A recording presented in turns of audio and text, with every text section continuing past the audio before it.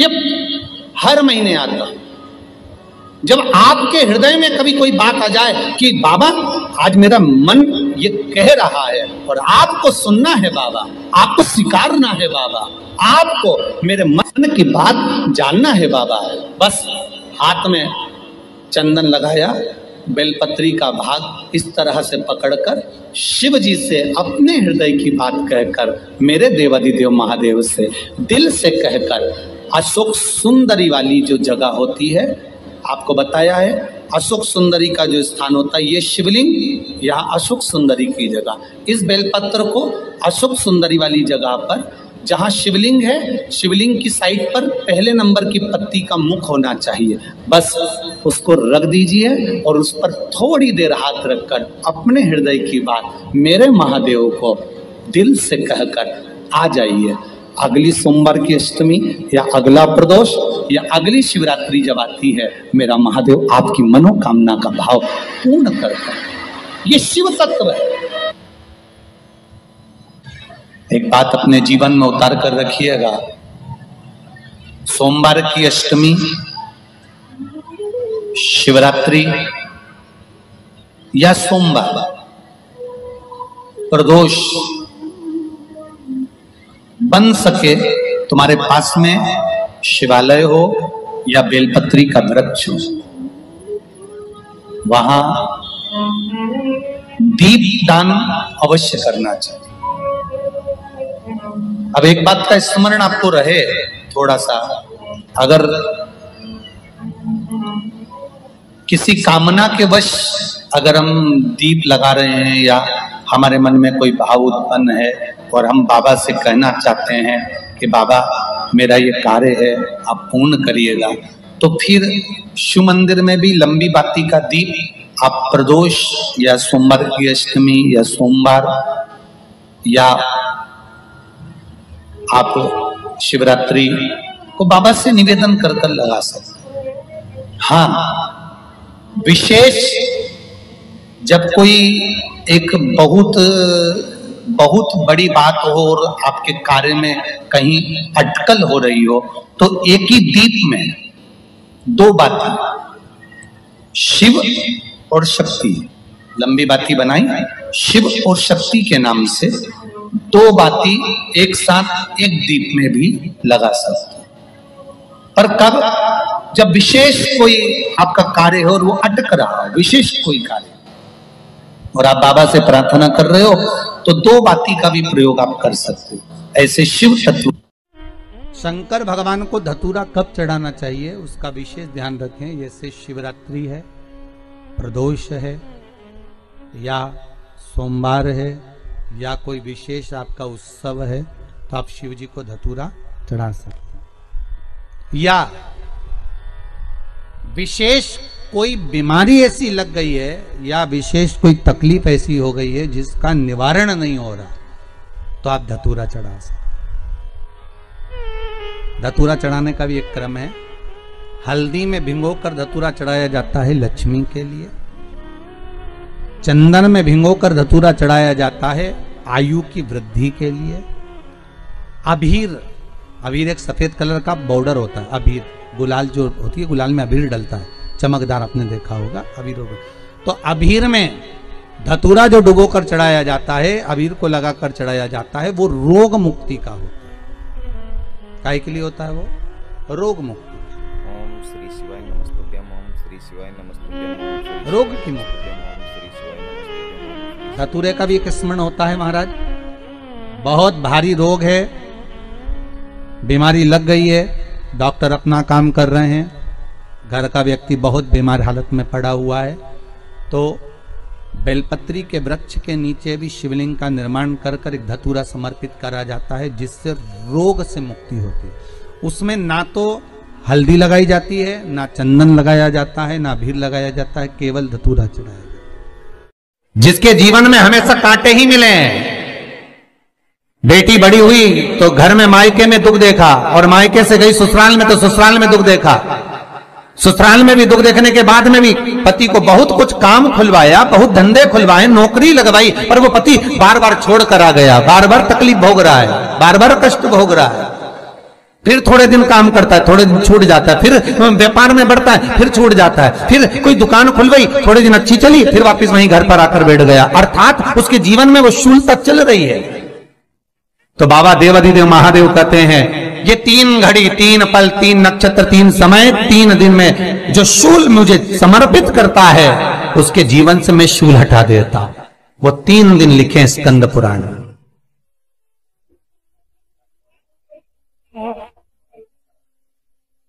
महाराज बैसाख महीने में जो प्रदोष आती है, बैसाख के महीने में बहुत ध्यान से सुनना भाई, जो अपनी जिंदगी से बहुत तंग आ गए हो, परेशान हो गए हो, कष्टमय जीवन जी रहे हो, बहुत दुखी हो गए हो, उनके लिए ये स्कंद पुराण का चरित्र फिर मिले ना मिले आप प्रेम से सुन लो भाव से। पहला, बैसाख महीने की प्रदोष, चाहे वो शनिचरी प्रदोष हो, चाहे रविवार की हो, सोमवार की हो, मंगल की हो, बुधवार की हो, गुरुवार की हो, शुक्रवार की हो, शनिवार की हो, कोई भी वार की हो, पर बैसाख महीने की प्रदोष, प्रदोष काल में शाम का समय सूर्य डूब रहा हो, बस डूबा ही हो, और उस समय पर सूर्य के डूबन के तुरंत बाद बाबा को धतूरे के साथ में बेलपत्री ना चढ़ाते हुए बेलपत्री के वृक्ष के 7 कांटे बाबा के शिवलिंग पर समर्पित करे जाते हैं महाराज, अपनी जिंदगी में अड़चनों को हटाने के लिए। फिर आप जिस व्यापार में उतरे, जिस व्यवसाय में उतरे, जिस नौकरी में उतरे, आप दिल से करें, आपको तरक्की मिलेगी। आप हार नहीं सकते, नीचे नहीं आ सकते, उन्नति पर ही चढ़ेंगे। एक वैशाख मास की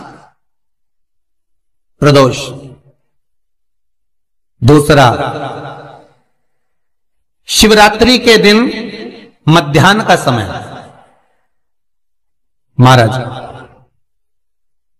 जो बड़ी शिवरात्रि होती है माघ की, बड़ी शिवरात्रि के अंतर्गत मध्याह्न का समय, दोपहर के ठीक 12 बजे,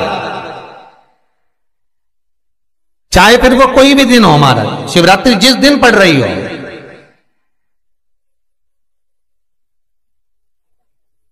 उस दिन भी धतूरे के साथ बाबा को 7 कांटे बेलपत्री के वृक्ष के समर्पित होते हैं महाराज। इसमें आप ये वाले जो कांटे हैं जो शिवरात्रि के दोपहर 12 बजे वाले हैं, अगर कोई मदिरा पीने वाला हो, व्यसन में डूबने वाला हो, कोई जुआ खेलने वाला हो, कोई गलत वैश्यावृत्ति करने वाला, या अपने मार्ग से विचलित कोई व्यक्ति है, उसके लिए भी ये कांटे बहुत काम आते हैं महाराज।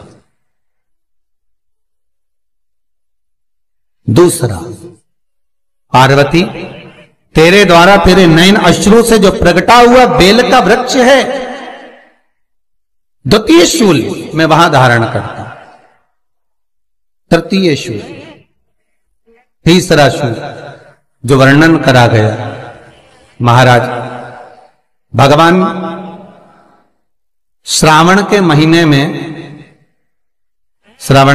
में जो भी दूसरा सोमवार पड़े, जो भी पड़े, श्रावण के महीने का जो दूसरा सोमवार होता है, उस दूसरे सोमवार में रात्रि के समय पर, अर्थात शास्त्र अब घड़ी और पल का स्मरण करेंगे तो रात्रि के बजेंगे 10 से 12 बजे महाराज, 10 से 12 के बीच में धतूरे के साथ बाबा को शूल समर्पित होता है महाराज। ये भी हमारी बाधाओं को, हमारी तकलीफों को, व्यापार व्यवसाय के लिए, नौकरी सर्विस के लिए, बहुत सारे एग्जाम में आप बैठ लिए, गवर्नमेंट एग्जाम के लिए बैठ लिए, नहीं हो रहा, ये 3 बार मेरे शंकर को बेलपत्री के वृक्ष के शूल समर्पित होते हैं, उसका आनंद पाना और उससे अपने को सुख प्राप्त करना।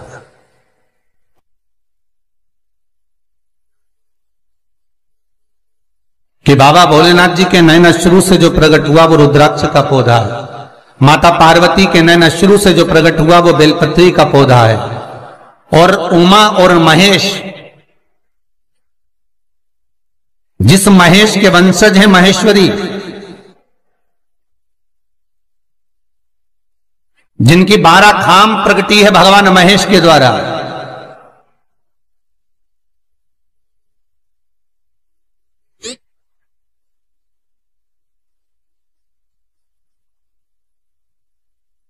वो महेश और उमा, उमा और महेश का जो चरित्र है कि उमा और महेश का जब प्रागट्य हुआ, उमा और महेश जब दोनों आनंद में विभोर होकर जब चलते हैं और दोनों के बैठने से तप मुद्रा से जो पौधा उत्पन्न होता है वो शमी का पौधा है।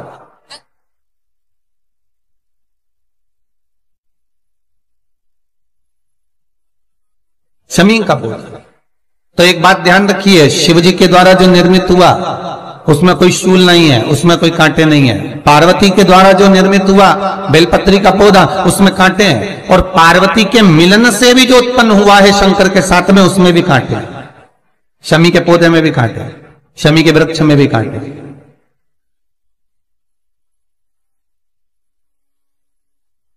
तो पार्वती जी स्कंद पुराण में प्रश्न कर रही हैं भोलेनाथ जी से कि प्रभु मुझे ये बताओ कि आपके द्वारा जो निर्मित हुआ उसमें शूलता नहीं है, पर मेरे द्वारा जो निर्मित हुआ उसमें शूल क्यों आया है, उसमें कांटा क्यों आया है? थोड़ा सा माताओं, मेरी जीजियों, आपको थोड़ा बुरा तो लगेगा इस प्रसंग को सुनकर, पर लग जाए, पर आज कथा निकली है तो सुन लो है कि शिवजी जिस रुद्राक्ष को उत्पन्न कर रहे हैं उसमें शूलता नहीं है, पर पार्वती जी जो संग में मिली हैं उसमें भी शूलता है, और पार्वती के द्वारा जो प्रकट हुआ बेलपत्र उसमें भी शूलता है। तो भगवान महादेव बोलते हैं, पार्वती मैं तुझे कुछ कहूं और कहने पर तुझे तेरे हृदय में कोई बात चुभे, शूल लगे तो मुझे ठीक नहीं लगेगा। नहीं नहीं नहीं, आप कहिए प्रभु, मैं सुनने के लिए तैयार हूं, आप तो बोलो कि कारण क्या है। भगवान कहते हैं, पार्वती बस अंतर इतना है, नारी का जो स्वभाव होता है, स्त्री का जो स्वभाव होता है, उसके हृदय में छोटी छोटी बात के शूल बहुत होते हैं।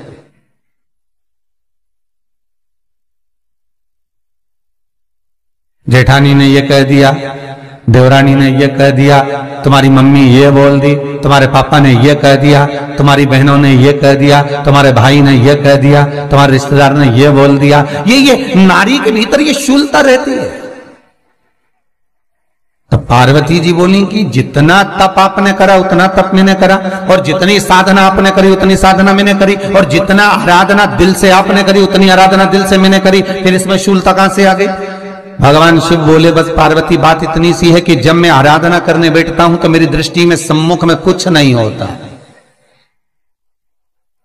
जब मैं आराधना करने बैठता हूं तो मेरी दृष्टि में मेरे सम्मुख में कुछ नहीं होता कि कौन ने क्या करा है, कौन ने क्या बोला है, कौन क्या कर रहा है, उससे मुझे मतलब नहीं होता, उससे मुझे कोई मतलब नहीं।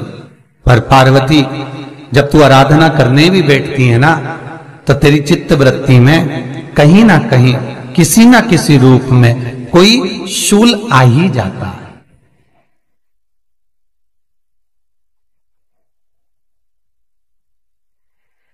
कई माताओं की आदत देखी साहब, भगवान की सेवा करने बैठी है तो भी भीतर थोड़ा सा शूलता भरी हुई है। महाराज बताओ, इतने सारे भगवान इकट्ठे कर लिए, मैंने बोला था बहू से कि वहां रख लेती है, बताओ इतने सारे यहां पर लाकर रख दिए हैं, अब इसकी सेवा करना पड़ रही है, अब ये करना पड़ रहा है।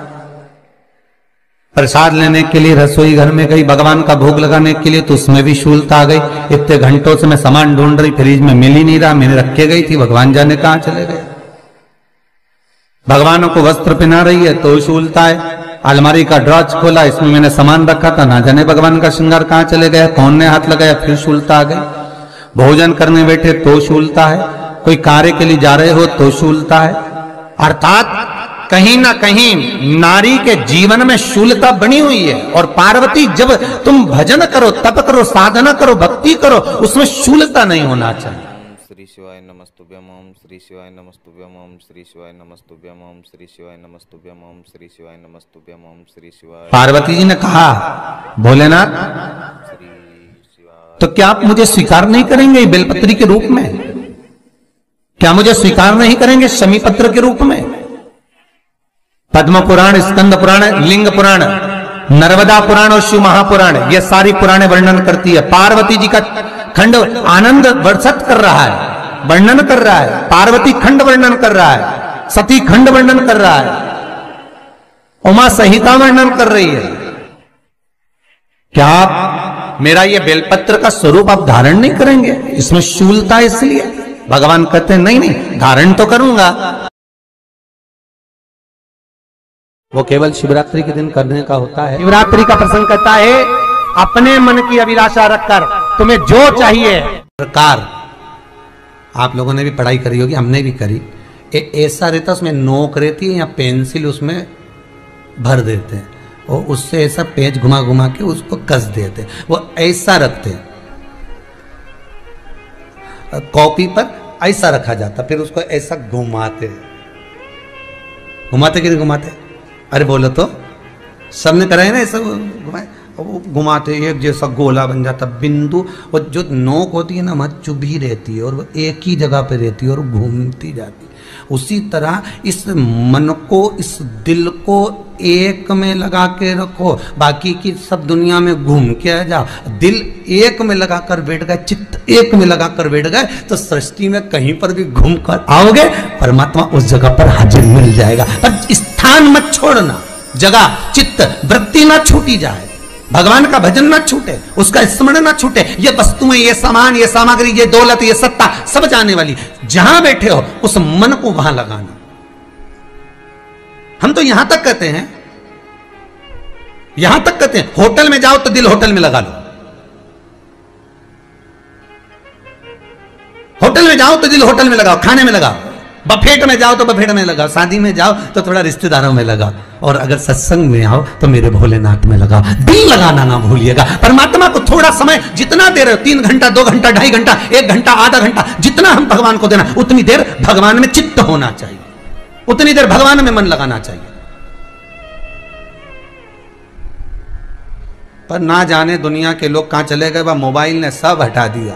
हर 15 मिनट में ऐसी याद आए ना व्हाट्सअप खोल के बैठ जाए। आप इस त्रिपुंड 3 रेखा का दर्शन भगवान विष्णु के मस्तक पर भी कर सकते हैं। आप ये 3 रेखा का दर्शन स्वयं ब्रह्मा के मस्तक पर भी कर सकते हैं। आप ये 3 रेखा का दर्शन स्वयं भगवान कृष्ण के मस्तक पर भी कर सकते हैं, श्री जी बाबा के मस्तक पर भी कर सकते हैं इस त्रिपुंड का दर्शन। बस अंतर इतना है, शिव जो त्रिपुंड लगाए हैं वो आड़ा है। तिरुमाला में जो तिरुपति बाबा का अपन दर्शन करते हैं, जो त्रिपुंड लगाए हैं वो खड़ा है, 2 सफेद बीच में लाल।